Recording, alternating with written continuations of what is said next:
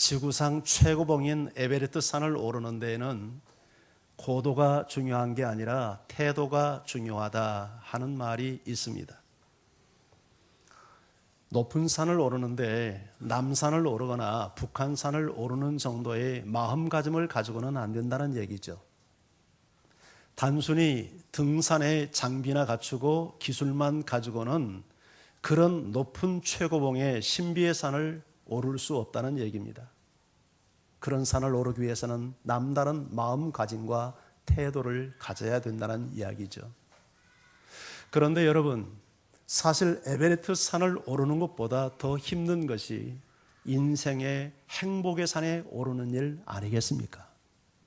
많은 사람들이 행복을 요구하지만 원하지만 행복을 누리며 산다는 사람들이 많잖아요. 행복의 정상에 오르기 위해서는 우리에게 태도의 문제가 중요해요. 그런데 그 성경은 행복의 산에 오르기 위해서 우리가 가져야 될 태도가 감사라고 말씀을 합니다. 오늘 우리가 읽었던 성경 말씀에 이렇게 말씀하고 있잖아요. 범사에 감사하라. 이것이 너희를 향한 혹은 너희를 위한 하나님의 뜻이다. 범사에 감사하라 하는 말이 무슨 말입니까? 모든 상황에서 감사하라 하는 말이죠. 어떻게 우리가 모든 상황에서 감사할 수 있을까요? 사실 우리의 삶을 놓고 보면 마땅히 감사할 수 있는 상황과 여건 속에서도 감사를 잊고 살 때가 참 많아요. 그런데 고통이 찾아오고 눈물이 찾아오는데 이런 상황에서 어떻게 감사할 수 있을까요? 그런데 오늘 성경은 그것이 우리를 위한 하나님의 뜻이다 라고 말씀을 합니다. 성경에 보면 그렇게 살았던 한 사람을 소개하고 있어요. 그 사람이 누구냐면 구약의 다니엘이라는 사람이에요. 다니엘은 어떤 사람이었냐면 원래 유대 출신의 귀족 집안의 아들이었습니다. 그런데 나라가 망했어요. 바벨론에 의해서 나라가 망했을 때 이 귀족의 아들이 바벨론 포로가 되어서 먼 바벨론까지 포로로 끌려갑니다. 그리고 그곳에 가서 궁정학교에서 공부할 수 있는 특혜를 누리죠. 그래서 이 궁정학교를 졸업한 다음에 바벨론의 관리가 됩니다. 그리고 계속 승승장구해서 나중에 바벨론 제국의 총리의 자리까지 오르는 입지전적의 인물이에요.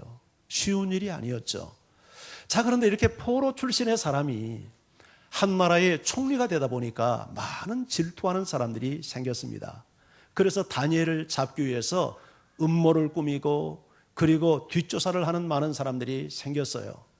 그래도 다니엘이 흠을 잡을 수 없으니까 이 정적들이 다니엘을 죽이기 위한 소위 다니엘 악법을 만들었습니다.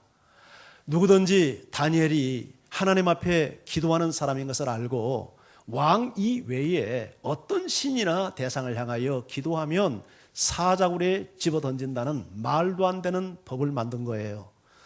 다니엘은 이런 상황을 잘 알면서도 늘 하나님께 기도해왔던 자기의 기도의 습관을 포기하지 않습니다. 이런 상황에서 드렸던 다니엘의 기도가 다니엘서 6장 10절에 기록되어져 있어요. 우리 이 말씀을 같이 한번 읽어보도록 할까요? 시작.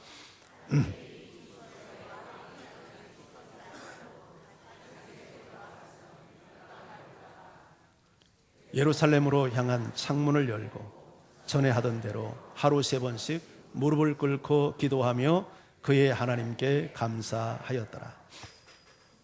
다니엘이 이 조서에 왕의 도장이 찍힌 것을 알고도 이 말은 기도하면 죽는다는 것을 알고도 하는 말이죠. 자기 집에 돌아가서 그것도 윗방에 올라가 예루살렘을 향하여 문을 열어 제치고 하루에 3번씩 종전에 해오던 대로 기도했다. 위기가 온다고 해서 자기의 신앙 태도를 바꾸지 않았다는 얘기죠. 그렇게 하나님께 무릎을 꿇고 기도하는데 그 기도의 내용이 하나님 나 좀 살려주세요가 아니었어요. 무슨 기도를 합니까? 하나님께 감사하며 기도했다. 감사의 기도를 드린 것입니다. 도대체 이런 상황에서 감사가 가능할까요? 여러분, 기도하면 죽는다는 상황에서 기도를 한다면 아마 우리 같으면 무슨 기도해야 되겠습니까? 하나님 이 위기에서 나를 건져주세요. 그것이 우리의 상식적인 기도가 아니겠어요? 그런데 다니엘은 이 죽음의 위기 속에서 하나님께 감사했대요. 그렇다면 도대체 다니엘은 무엇을 감사했을 것 같아요?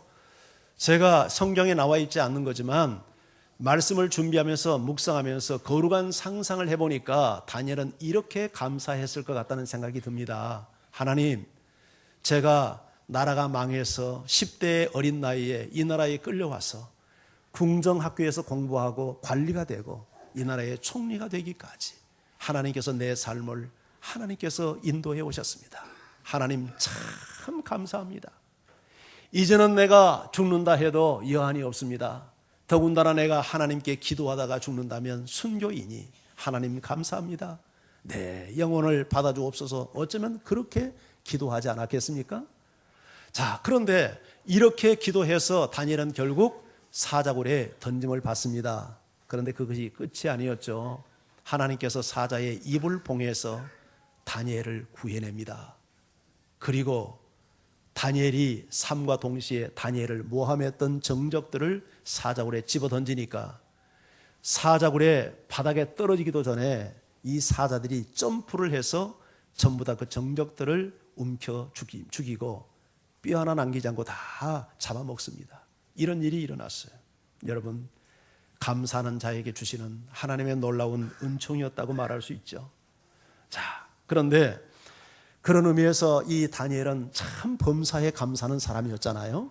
그가 감사할 만한 여건이 아닌데도 죽음의 위기 앞에서도 그가 하나님께 감사했어요. 이런 경우를 두고 범사에 감사하라 하는 것이죠. 여러분, 남아공의 유일한 흑인 대통령이었던 넬슨 만델라를 여러분이 아실 겁니다. 이분이 95세에 세상을 떠났는데 세상을 떠날 때 세계 모든 정상들이 모여서 그분의 장례식에 참석했을 뿐만 아니라 그들의 장례를, 그들의 죽음을 아쉬워하고 애도했습니다.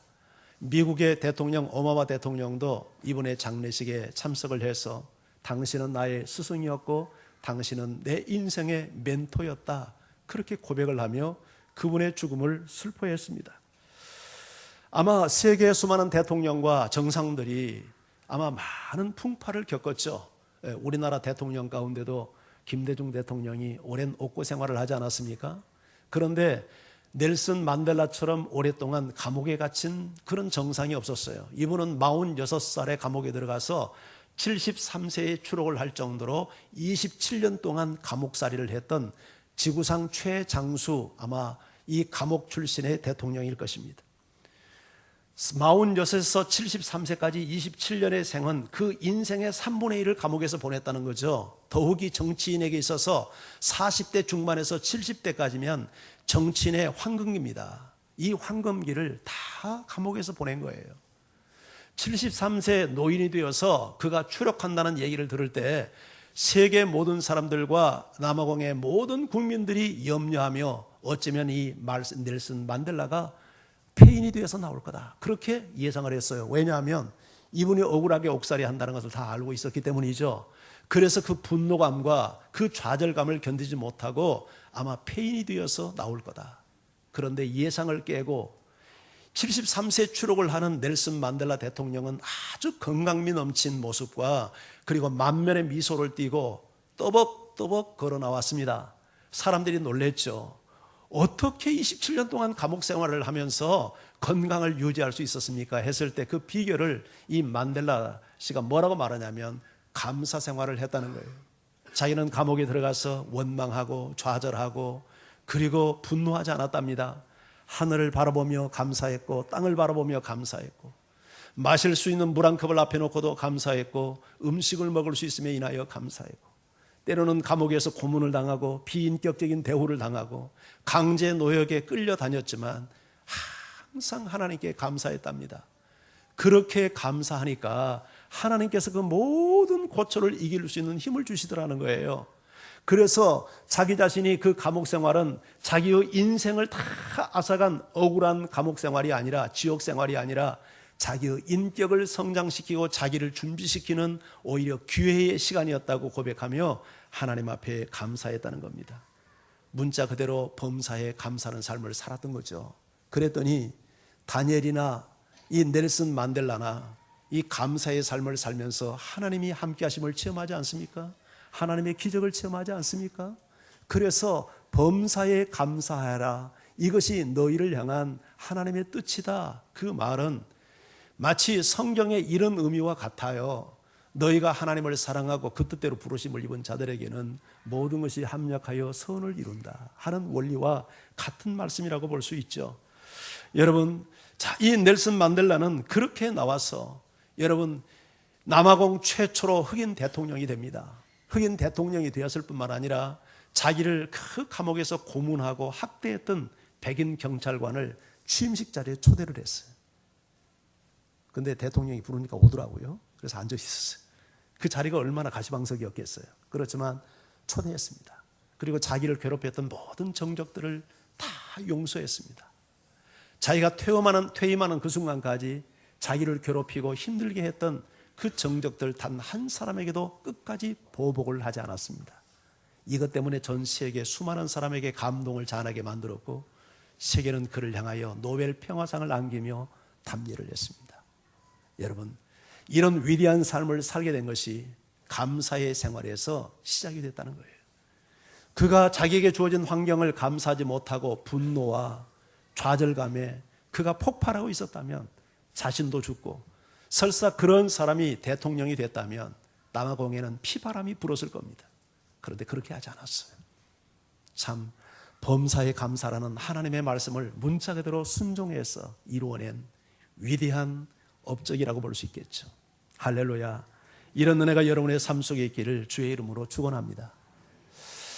범사에 감사라는 이 말씀과 비슷한 중국의 고사성어, 사자성어가 있는데 그게 세옹지마라는 말입니다. 세옹지마. 물컵이 어디 갔나 했는데 여기 와 있구나. 저 세자가 무슨 세자입니까? 한문하신 분들? 저게 변방세입니다. 변방세, 변방세. 옹자는 저게 무슨 옹자입니까? 늙은이 옹, 노인농이라는 뜻이죠. 노인들을 왜 옹자를 붙이잖아요. 저 지자는 무슨 지자입니까? 갈지, 우리로 말하면 의, 무엇 의와 같은 조사입니다. 저 마자는 무슨 말자죠? 말마, 저건 다 알죠? 말마. 그러면 무슨 뜻입니까? 변방에 사는 노인의 말, 그런 뜻이잖아요. 예, 세옹지마라는 말이 이런 유래에서 시작이 됐습니다. 중국 변방, 저 북쪽 마을 변방에 한 노인이 살고 있었는데 말을 기르고 있었습니다. 근데 중국 북쪽은 몽골족이 사는 지역인데 몽골인들은 말을 많이 길렀잖아요. 징기스칸이 유라시아를 정복하는 것도 말을 타고 그 스피디하게 공격을 하면서 정복을 해냈는데 그 북방에서 말을 기르는데 말이 집을 나가버린 거예요. 이게 이 사람들에게 말은 큰 재산입니다. 우리로 말하면 승용차를 잃어버린 것과 같은 거예요. 그러니까 동네 사람들이 모여와가지고 어르신 이게 말이 나가서 어떡하죠? 참 안 됐습니다. 이렇게 위로를 했어요. 그랬더니 이 노인이 하는 말이 글쎄요, 하지만 또 이것이 어떤 복을 가져올지 압니까? 그렇게 말을 하는 거예요. 그런데 이 노인이 말한 대로 한두 달 지났는데 말이죠, 이 집 나간 말이 다른 말을 한 필 끌고 들어오는데 아주 준말을 끌고 들어온 겁니다. 그러니까 동네 사람들이 모여와가지고 어르신 성경지명이 있다고, 역시 이게 화가 복이 됐네요. 집을 나가더니 이렇게 좋은 말을 가지고 왔다고 다 축하를 했어요. 그랬더니 노인이 하는 말이 기다려 봐야죠. 이것이 진짜 복이 될지 화가 될지도 모를 일이죠. 그런데 그 집 아들이 이 말을 타다가 말에서 낙상을 해가지고 다리를 그만 덜컥 부질러 놨네요. 그러니까 동네 사람들이 또 찾아와서 위로를 합니다. 어르신 성경제명이 있네요. 이게 아드님이 다리를 부러져서 이거 어떡하죠? 그랬더니 이 노인이 또 하는 말이 기다려 봐야죠. 이것이 화가 될지 복이 될지 모르지 않습니까? 그런데 그 무렵에 그 나라에 큰 전쟁이 났습니다. 그래서 모든 젊은이들이 전쟁터에 끌려갔어요. 한 사람도 살아서 돌아오지 못하고 다 죽었어요. 그런데 이 집 노인의 아들만 살았어요. 다리가 부러져서 전쟁터에 끌려가지 않았던 거예요.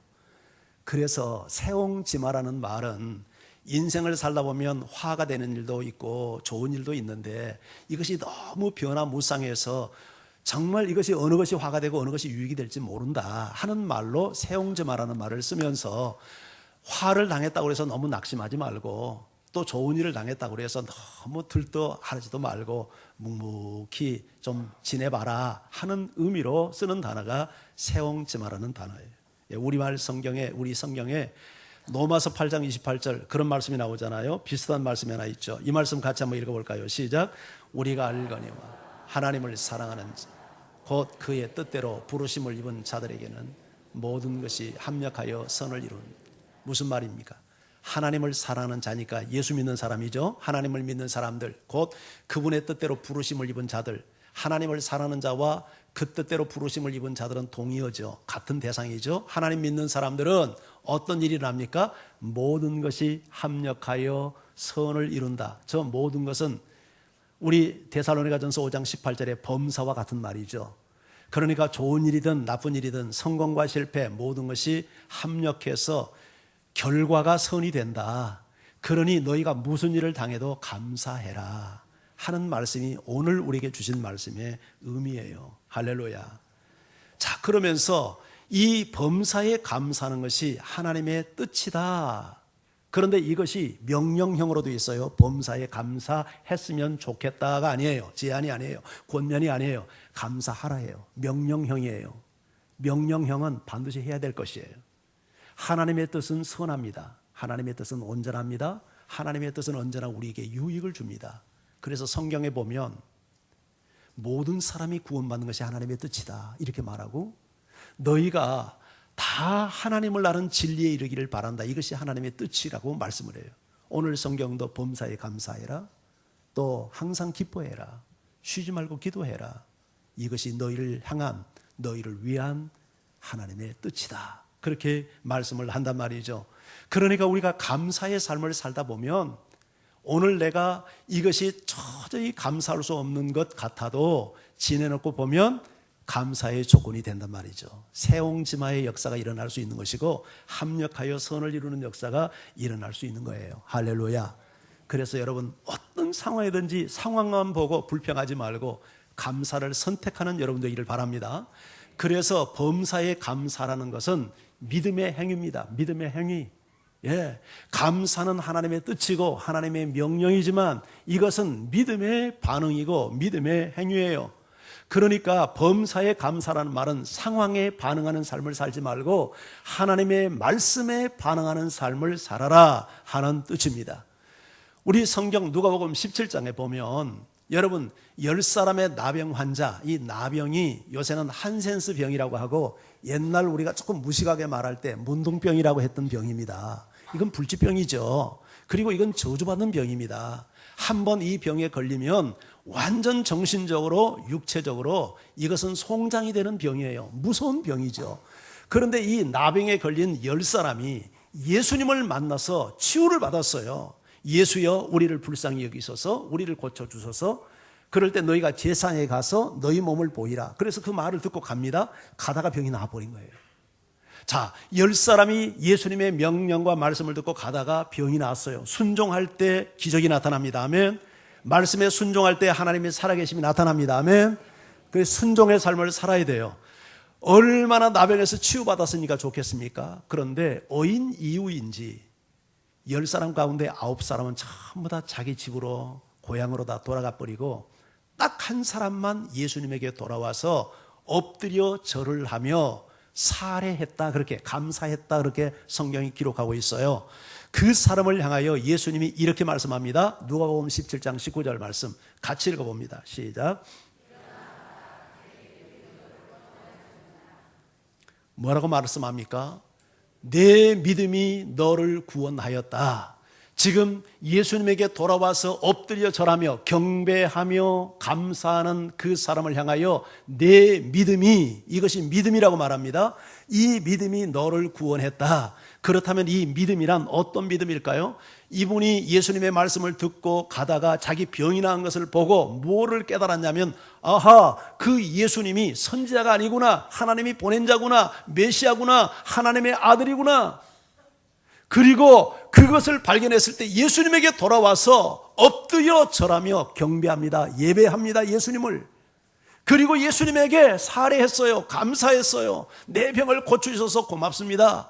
그걸 보고 예수님이 내 믿음이라고 말한 거예요. 그러니까 여기서 믿음이라고 하는 것은 예수님을 하나님의 아들로 메시아로 구원자로 믿는 믿음을 믿음이라고 말한 것이고, 예수님이 자신의 병을 고쳐주신 것을 인정하며 돌아와 감사할 줄 아는 태도를 보고 믿음이라고 말한 거예요. 그러니까 진정한 믿음은 감사할 줄 아는 것이고, 감사하는 것이 진정한 믿음이라는 얘기죠. 그리고 내 믿음이 너를 구원하였다 했는데, 너를 구원하였다 하는 말은 육신의 질병에서 구원받은 것을 확인시킨 말이 아니라 이미 병이 나았잖아요.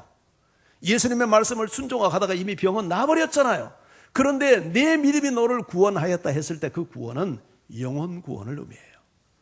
그가 육체의 병이 고침받는 것으로 끝나지 않고 예수님에게 돌아와서 경배하며 감사했을 때 영혼 구원까지, 단순히 몇 년 더 살다가 죽을 육체의 질병만이 아니라 영원한 생명까지 얻는 이 복을 허락했단 말이죠. 이것이 감사하는 자에게 주시는 은혜요, 보너스 복이에요.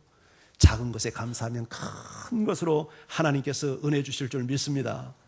여러분, 범사에 감사하는 여러분도 이를 바랍니다. 감사의 삶을 선택하며 사는 여러분도 이를 바랍니다. 여러분, 예수 믿으면 천국 갑니다. 아멘. 그리고 예수를 바르게 믿으면 이 땅에서도 천국의 삶을 경험하며 삽니다.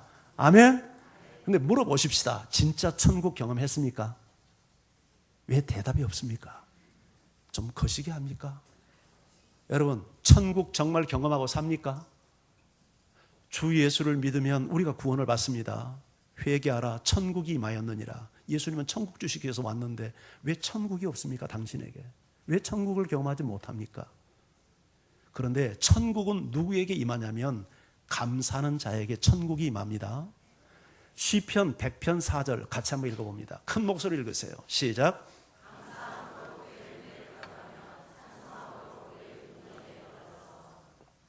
감사함으로 어디에 들어갔며? 그의 문. 그의 문은 어딜까요? 그분의 문입니다. 정확히 말하면 그분의 문. 그분이 계시는 문은 어디입니까? 천국이죠, 천국. 그런데 누가 천국문에 들어간다고 말합니까? 감사하는 자가 천국문에 들어갑니다. 찬송함으로 그 궁정에 들어가는데 그의 궁정은 어느 곳이죠?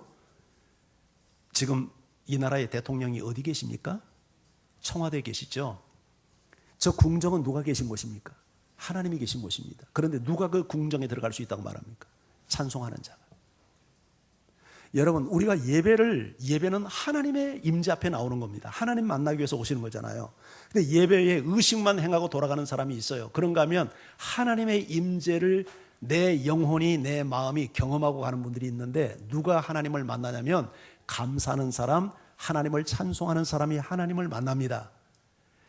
천국은 누구에게 열리냐면 감사의 제사를 드리는 사람에게 천국문이 열려요. 감사함으로 그의 문에 들어가며 감사함으로 천국에 들어가는 거예요. 감사하는 사람에게 하나님의 천국의 문이 열리고 하늘문이 열려서 천국을 경험하게 만듭니다. 아멘. 그리고 찬송하는 자에게, 그 찬송하는 자가 그 궁정에 들어가요. 예배는 하나님에게 감사하는 것이고 예배는 하나님을 찬송하는 거예요. 찬송의 진정한 의미는 노래하는 게 아니에요. 그게 찬송이 아니라 찬송의 본질은 하나님을 칭송하고 높여드리고 그분에게 박수치고 그분을 올려드리고 그분을 하나님으로 대우하는 행위를 찬송이라고 그래요. 그걸 예배라고 그래요.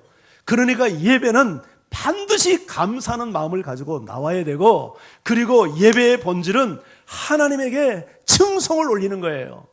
여러분이 저를 칭송하는 그것을 어떻게 할 수 있겠어요?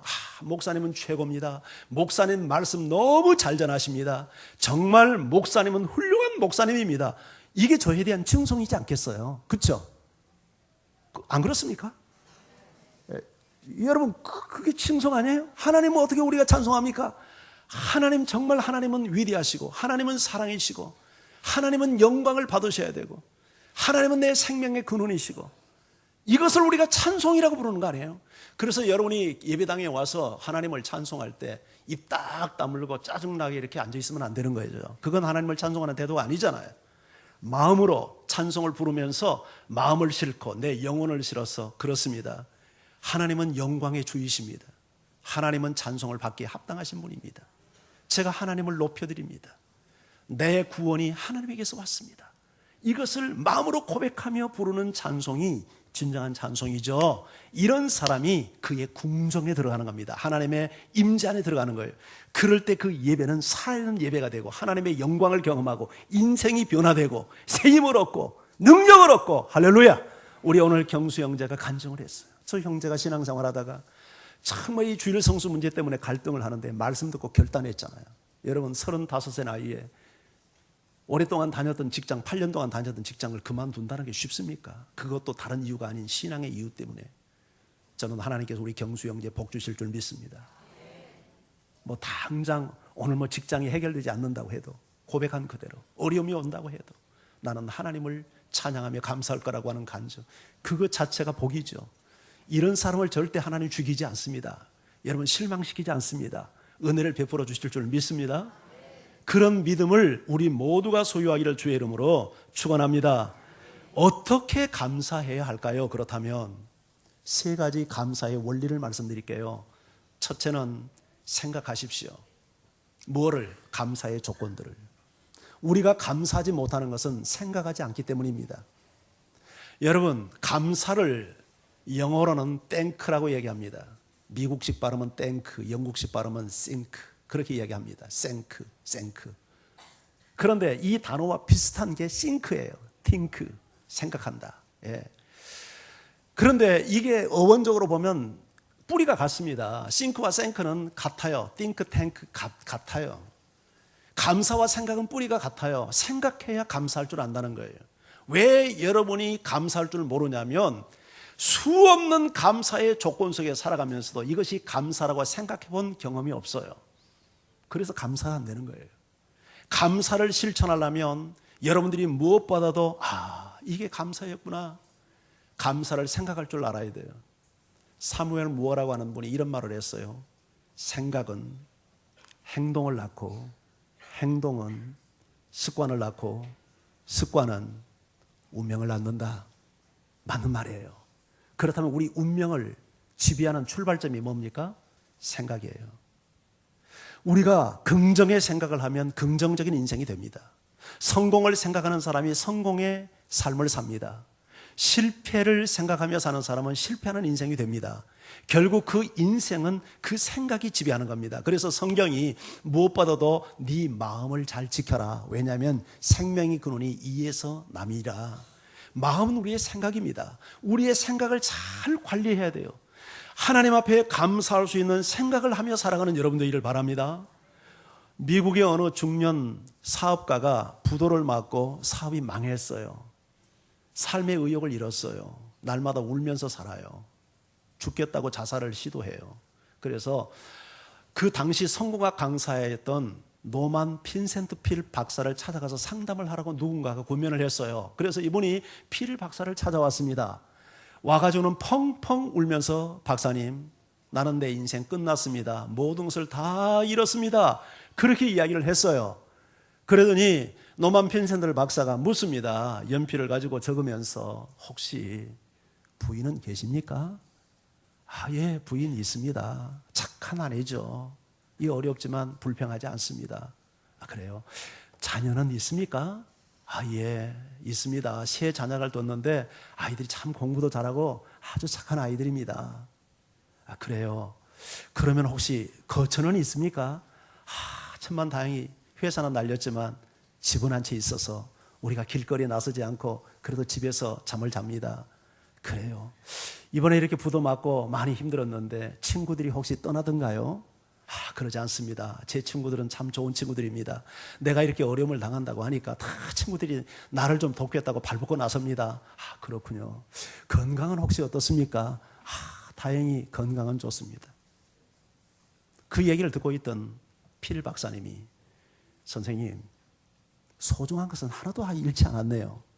그 사람이 잃은 것은 겨우 고작 왔다 갔다 하는 돌고 도는 돈을 잃었을 뿐인데 그 돈 좀 잃었다고 다 잃은 것이라고 생각을 했지만, 사실 필 박사, 성공학 박사가 보니까 이 사람은 소중한 것들은 다 가졌어요. 얼마든지 재기할 수 있는 그런 자원과 그런 능력을 다 가지고 있는 거예요.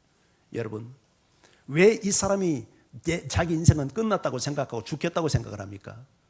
그가 돈 좀 잃은 것은 자기 인생이 파탄이라고 생각하는 생각 때문이죠. 그런데 필 박사를 만나서 생각을 바꿔준 거예요. 필 박사가 그에게 돈을 주거나 그러지는 않았어요. 생각을 바꿔준 거예요. 당신이 잃은 것은 돈뿐입니다. 소중한 것은 그대로 갖고 있습니다. 이분 재기했을까요? 안 했을까요? 물론 재기했죠. 그래서 그분의 감정의 이야기가 소개될 수 있었던 것이죠. 실패하는 사람들은 항상 뭐를 보냐면 자기에게 없는 것을 보고 실망합니다. 불평합니다. 그런데 성공하는 사람들은 자기에게 남아있는 것을 보며 인생을 성공적으로 삽니다. 무엇을 보며 무엇을 생각하기 원합니까? 없는 것 생각하고 없는 것 보는 자가 아니라 있는 것을 보고 있는 것을 생각하는, 그래서 감사하는 여러분 되기를 주의 이름으로 축원합니다. 두 번째, 연습하십시오. 무엇을요? 감사를 연습하세요. 여러분, 성공하는 사람들은 성공하는 습관을 갖고 있고 실패하는 사람들은 실패할 수밖에 없는 습관을 가지고 있습니다. 그런데 이 습관이라는 것은 하루아침에 발생하지 않습니다. 많이 연습해야 됩니다. 훈련해야 됩니다. 여러분, 우리 망원동 유수지 앞에 체육시설, 체육관이 들었습니다. 내일 모레 개관합니다. 바로 우리 집이 그 앞에 있어서 늘 체육관 짓는 것을 2년 가까이 지켜봤습니다. 드디어 공사가 끝나고 이번 주 화요일 날 개관합니다. 개관식에 많이 오셔서 좀 보시고 누리십시오. 거기 농구장, 배구 코트, 배드민턴 코트, 볼링장, 탁구장, 헬스장 이런 것들이 들어온답니다. 그러니까 와서 하십시오. 그런데 운동이라는 게 그러잖아요. 처음부터 배드민턴 잘 칩니까? 처음부터 볼링 잘 칠 수 있습니까? 처음 볼링 볼 잡으면 볼이 전부 다 이렇게 고랑창으로 다 빠집니다. 탁구 치면 탁구가 공이 제대로 넘어갑니까? 제대로 넘어가지 않고 공중으로 막 날고 치는 순서, 이 시간보다 공주로 다니는 시간이 더 많습니다. 그런데 이렇게 처음에는 운동이 잘 안 돼도 꾸준히 연습을 반복해서 한 달, 두 달 계속 하다 보면 선수가 되는 거예요. 그렇죠? 감사도 마찬가지예요. 우리에게 죄성이 있기 때문에요. 좋지 않는 것은 연습하지 않아도 자동으로 됩니다. 불평하고 원망하고 미워하고 분노하고 화내고 성질 부리고 이것은 자동으로 돼요. 이게 죄성이 있어서 그래요. 근데 좋은 것들은 전부 다 연습해야 됩니다. 감사 연습해야 됩니다. 사랑 연습해야 됩니다. 섬김 연습해야 됩니다. 겸손 연습해야 됩니다. 좋은 것들은 전부 다 연습해야만 할 수 있어요. 여러분이 감사의 삶을 살기를 원하면 감사를 연습하는 여러분 되기를 바랍니다. 감사의 책을 3권이나 쓴 목사님이 계시는데 그 목사님의 이름이 전광 목사예요. 근데 이분이 원래 한국에 있다가 미국에 있다가 다시 한국에 왔는데요. 이분이 잘 나가는 사람이었습니다. 한국에 있을 때 강남의 큰 대형 교회에 모든 사람이 부러워하는 교회에 풀타임 사역자로 일을 했고 책도 몇 권 냈고 상당히 유명세를 타고 있을 때 한국은 좁다, 미국 가겠다 해서 이제 미국 갔습니다. 근데 미국 가자마자 말할 수 없는 곤경에 빠집니다. 아들이 7개월 동안 병원 신세를 졌어요. 교회가 풍지박산이 나가지고 위기를 당했어요. 헌금이 들어오지 않으니까 경제생활 먹고 사는 길도 해결이 안 됐어요. 그래서 사모님이 베이비시터, 세탁소, 슈퍼마켓 가서 일을 하면서 생계를 유지했습니다. 그러다 보니까 얼마나 목사님의 마음이 정신적으로 힘이 들고 육체가 다운이 되겠습니까? 하나님에 대한 섭섭한 마음뿐만 아니라 내가 목사로 부름받는 건 맞나? 자신에 대한 소명감과 정체성까지 흔들리는 지경이 됐습니다.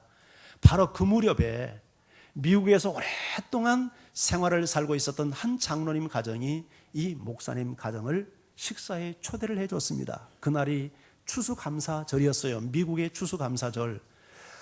그날 비가 부슬부슬 오는데 사실 가고 싶은 마음이 없었답니다. 그런데 이미 약속을 한 사항이라 아들 병원에 들렸다가 약간은 너무 길이 멀어서 드라이브를 하고 차를 몰고 가는데 투덜거리면서 좀 짜증스럽게 그 장로님 가정을 방문을 했습니다. 장로님 가정에 갔더니 자기 말고도 몇몇 가정들이 그 가정에 와 있었습니다. 근데 그렇게 초대를 하게 된 배경을 장로님이 설명을 해주는데 사연이 있었어요.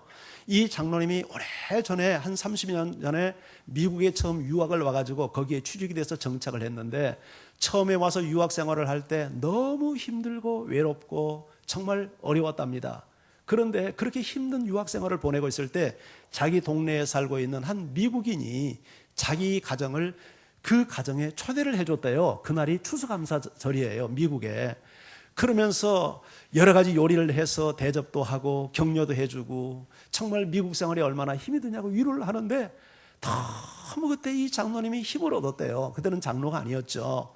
그때 받은 감동이 너무 커서 그때 결심을 했답니다. 나도 만약에 미국에 살게 되고 내가 좀 삶의 여유를 갖게 되면 나와 같이 이처럼 고통받는 사람들을 내가 초대해서 격려를 해야 되겠다. 그리고는 미국에 취직이 돼서 안정된 생활을 하기 시작하면서 20년 동안 유학생, 처음 이민 온 사람들을 자기 집에 초대해가지고 식사 대접을 하면서 사람들을 그렇게 공개하며 격려를 했던 겁니다.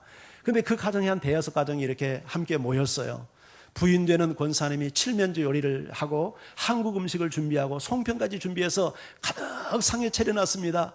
초대받은 사람들은 식탁에 둘러앉아서 손에 손을 맞잡고 은혜의 감사 찬송을 하나 부른 다음에 장로님이 이렇게 제안을 했어요. 오늘이 미국의 추수감사절입니다.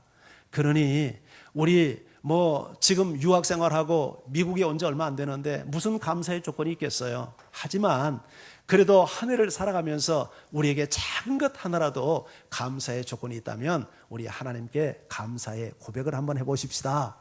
그렇게 하면서 제안을 하고 장로님이 먼저 기도를 한 거예요. 하나님, 우리 유학생들과 미국에 처음 오신 분들 우리 가정에 초대해서 식사를 대접하며 섬길 수 있는 기회를 주시니 감사합니다. 장로님 기도가 끝나니까 옆 사람 돌아가면서 기도를 하는데 그 기도가 그렇게 거창한 기도들은 아니에요. 초대받게 해주셔서 감사합니다. 미국에 와서 공부하게 해주시니 감사합니다. 우리 자녀들의 건강을 지켜주셔서 감사합니다. 필요를 채워주셔서 감사합니다. 일상에서 나오는 그런 감사 기도를 했는데 모두가 진솔하게 기도의 감사 기도를 드렸대요.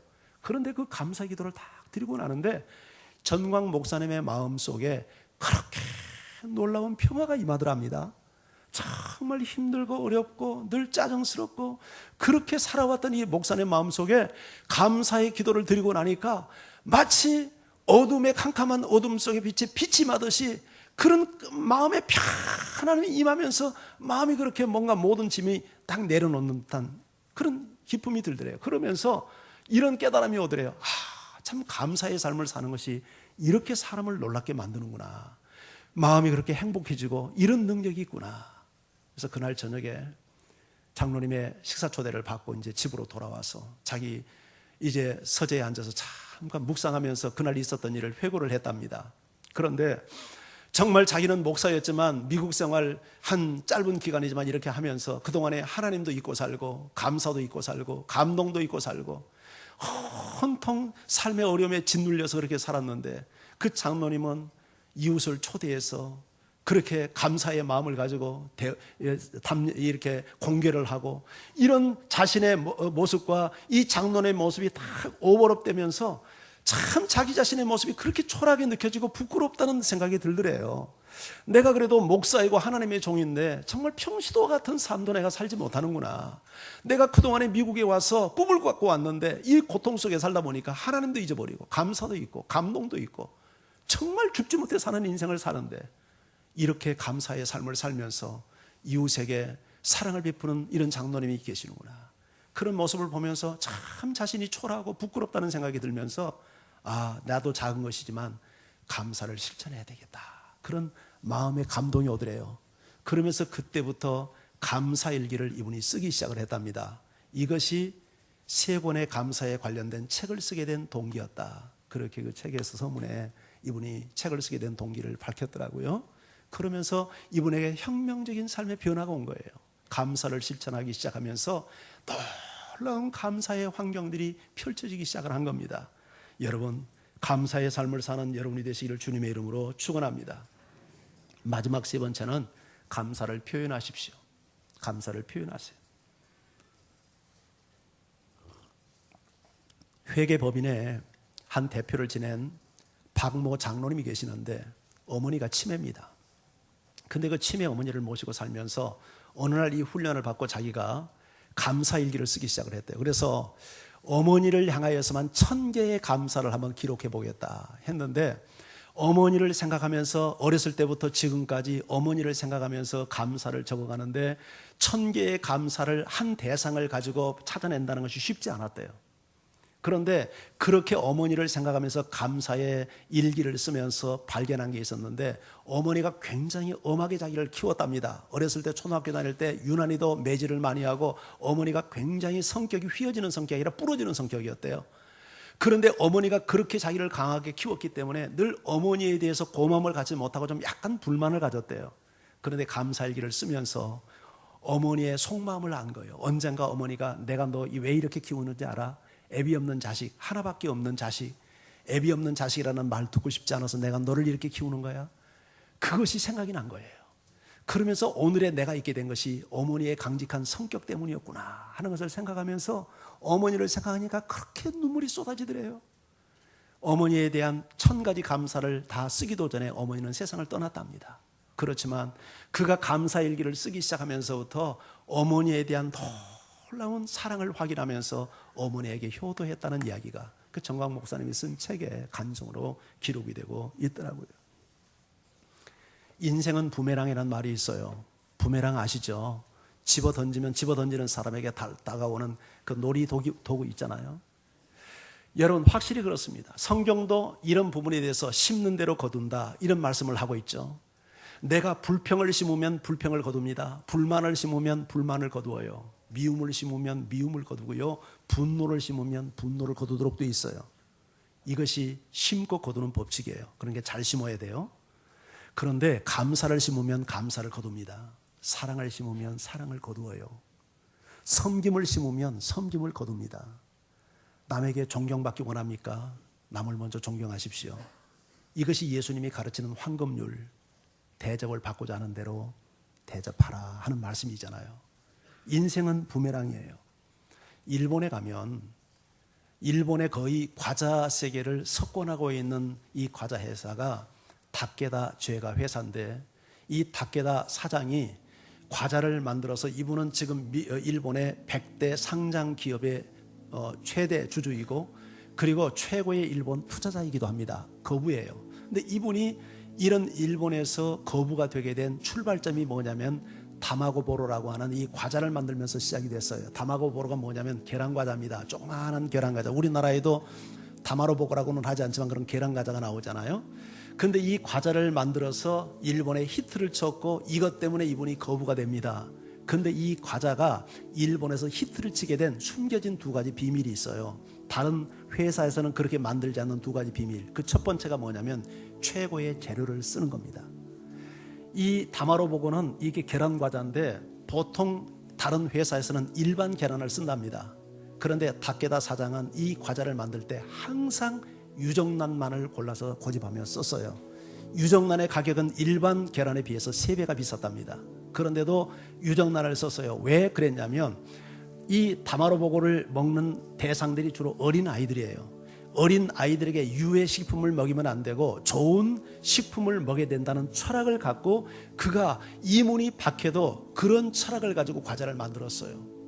또 하나 비결, 모든 전 직원에게 하루의 일과를 시작할 때 1000번씩 감사합니다, 감사합니다, 감사합니다, 감사합니다를 외치게 한 겁니다.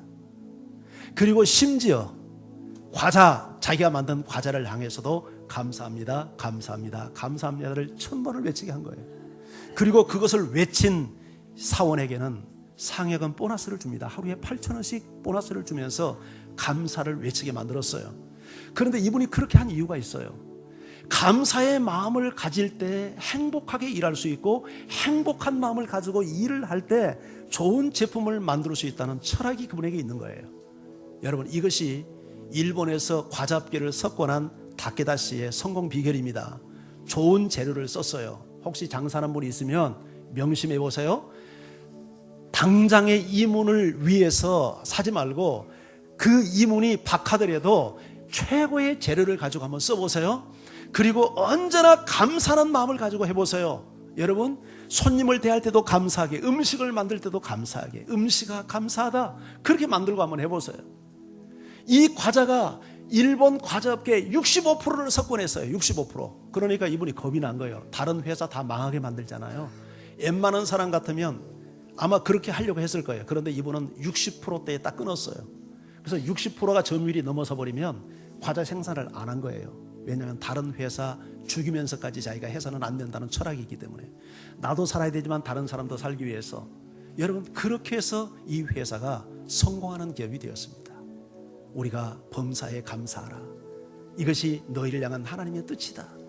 하나님의 원리대로 살면 우리 인생을 반드시 성공하도록 되어 있어요. 할렐루야. 무엇을 하든지 감사하며 하세요.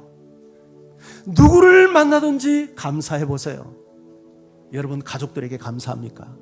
남편에게 감사하고, 아내에게 감사하고, 내 자녀에게 감사하고, 부모에게 감사합니까? 이웃에게 감사합니까? 교우들에게 감사합니까? 목사님에게 감사합니까? 감사의 마음을 가지세요. 감사하는 사람은 행복합니다. 감사하는 사람은 복을 받습니다. 감사하는 사람은 반드시 성공합니다. 왜냐하면 인생은 부메랑이니까요.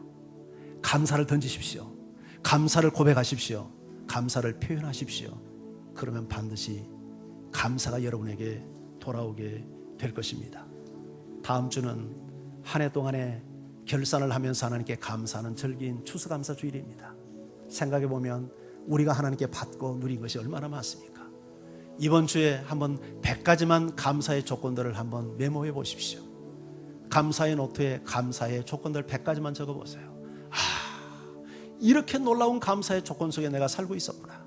그 마음을 가지고 최선을 다해서 하나님께 감사의 제사를 드리는 절기가 꼭 되시기를 주의 이름으로 축원합니다. 영상 하나 보고 우리 기도하도록 하겠습니다. 영상 준비해 주시죠. 존 클레렉이라는 변호사 이야기입니다. TV도 나오도록 하세요. TV.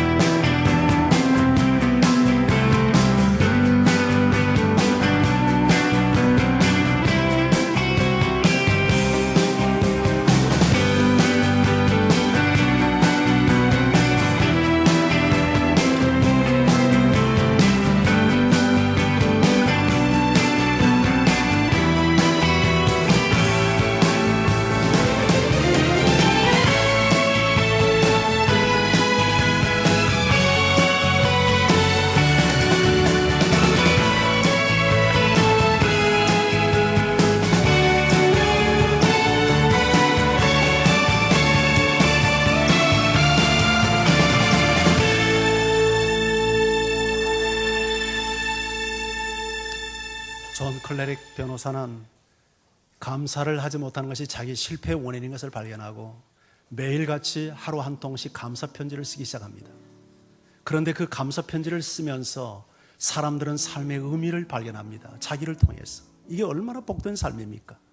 여러분의 삶이 그렇게 감사를 생각하고 연습하고 표현함으로 내 자신이 행복할 뿐만 아니라 나를 만나는 모든 사람에게 존재의 의미를 부여시키고 삶의 의미를 깨닫게 만드는 이런 축복의 통로가 되시기를 주의 이름으로 축원합니다. 우리 같이 찬양하십시다.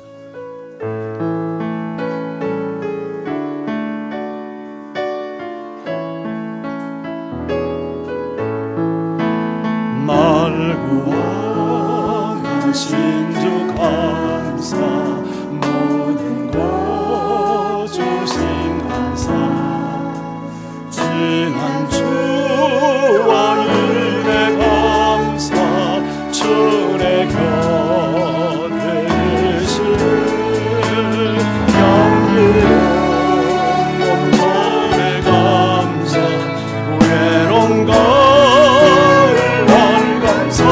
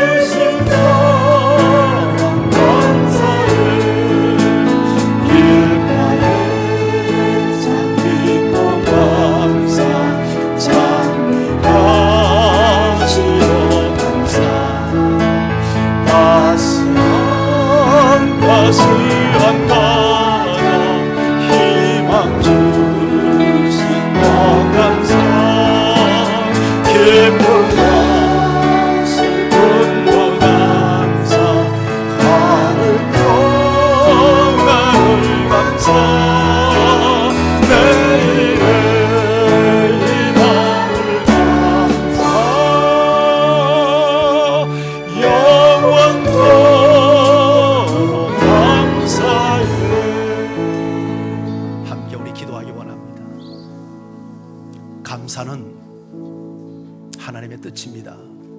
감사는 상황에 대한 반응이 아니라 믿음의 반응입니다. 하나님은 우리가 감사하며 살기를 원합니다. 감사하는 자에게 합력해서 선을 이루는 역사가 일어나고, 감사하는 자는 자신이 행복할 뿐만 아니라 주변 사람들을 행복하게 만들며 삶의 존재의 의미를 발견하게 만들어줍니다. 이 감사의 삶을 통해서 내가 살고 이웃이 살 겁니다. 가정이 살 겁니다. 왜 실패합니까? 감사하지 않기 때문입니다. 감사할 것을 생각해 보십시오. 감사를 연습하십시오. 그리고 감사를 표현하십시오. 하나님에게도 사람에게도 말이죠.